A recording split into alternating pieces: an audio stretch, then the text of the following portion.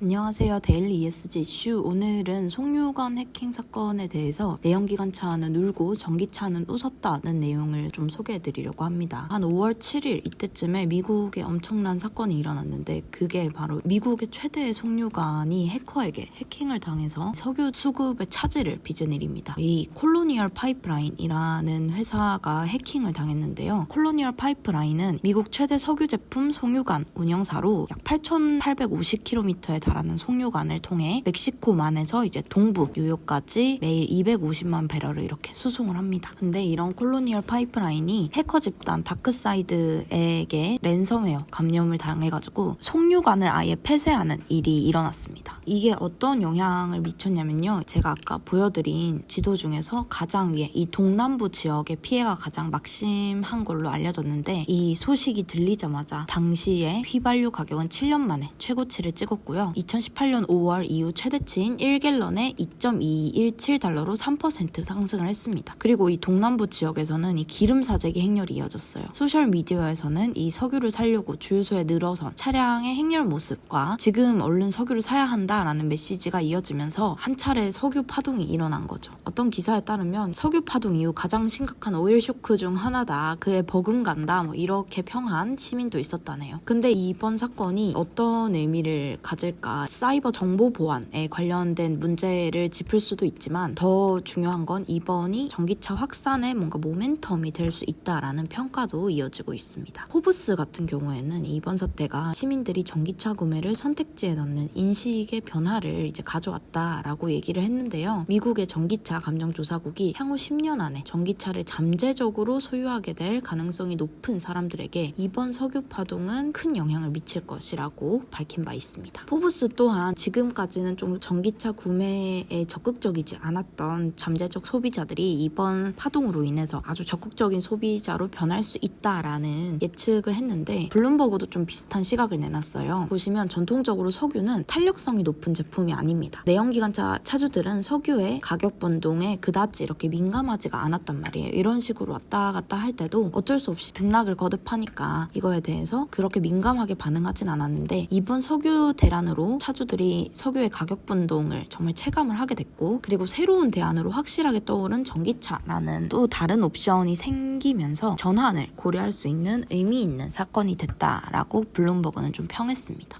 이 얘기를 어떤 식으로 풀어냈냐면요. 수요 탄력성의 측면으로 봤어요. 지금까지 이 석유에 대한 대체제 그리고 이 내연기관차에 대한 대체제가 없었는데 이제 전기차라는 대체제가 생기면서 사람들이 이쪽으로 많이 옮겨갈 수 있다라는 얘기죠. 스테이크의 예를 들었는데 스테이크 이외에도 이제 선택지가 닭고기라든지 돼지고기라든지 선택지가 많으니까 사람들이 스테이크에만 올인을 하지 않잖아요. 그러나 지금까지 자동차 시장은 내연기관차 외에는 별다른 선택지가 없었기 때문에 사람들이 석유라는 이 가격 변동에 있어서도 그렇게 민감하지 않을 수밖에 없었다라고 얘기를 한 거죠. 그리고 이 수요 탄력성은요, 이 지속성과 대안이라는 두 가지 측면이 가장 크게 작용을 하는데요. 대안으로 된 전기차뿐만 아니라 이번에 석유의 수급 파동으로 인해서 석유 값이 그러면 더 출렁거릴 수 있는 거 아니야? 라는 인식이 생겼기 때문에 이 석유에 대한 지속성마저도 조금 의심을 하게 되는 상황이다 라는 거죠. 그래서 블룸버그는 그러면서 이 아틀라스 공공정책의 상무는 당장 지금 전기차를 구매하진 않겠지만 더 많은 잠재적 전기차 구매자를 만들 것이라면서 올 여름 석유값이 점진적으로 오르게 되면 더 큰 복합 효과를 기대할 수 있다고 설명했습니다.